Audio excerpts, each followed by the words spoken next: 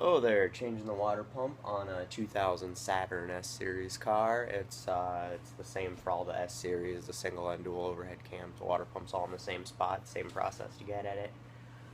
You don't have to go through the fender well, but that's the easiest way to do it, and that's the way I'm doing it. I've already gotten the wheel and tire taken off here. And then you got to take off these inner splash shields that you'll see that keep the engine bay clean from road splash from the tire. Once we get those off, we'll be able to see the water pump. You also want to drain your coolant up on the passenger side underneath the radiator. There's a little spigot. It can sometimes be done by hand, sometimes you need pliers. You just turn it counterclockwise and kind of pull it out. Just be careful because it's plastic, and this will hold roughly 2 gallons, so if it's still full, be aware of that.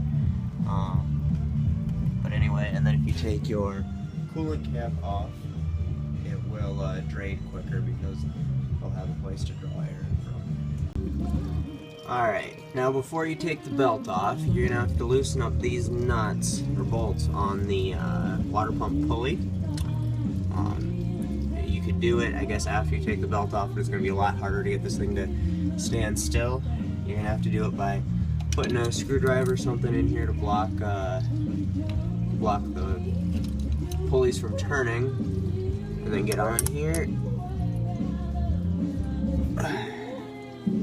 and get those off. There's 3 of them, I believe, so go ahead and loosen all those up before you take your belt off.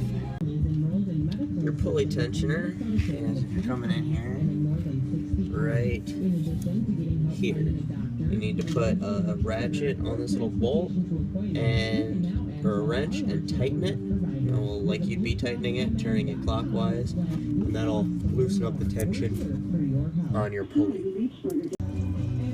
Alright, the pulley's off, the belt's off, and here's the water pump right here.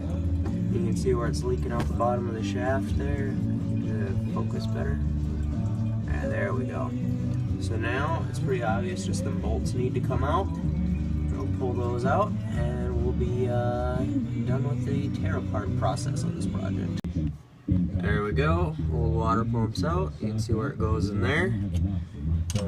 Here's the old one. Gasket stayed mostly on this one. You want to do a little bit of cleanup around the edges there before you put your new gasket on and put the new one in. So we're going to go do that now.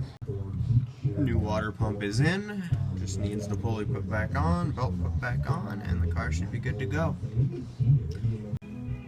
Alright, and there she is, all back together. After you get to this point, before you put your wheel back on and everything, I suggest you fire it up to make sure that there's no leaks, and get your coolant filled up, because it will take a minute or 2 of that water pump sucking in the new coolant to get the whole thing filled up. So anyway, that's all there is to it. Pretty simple process. Hope this helps.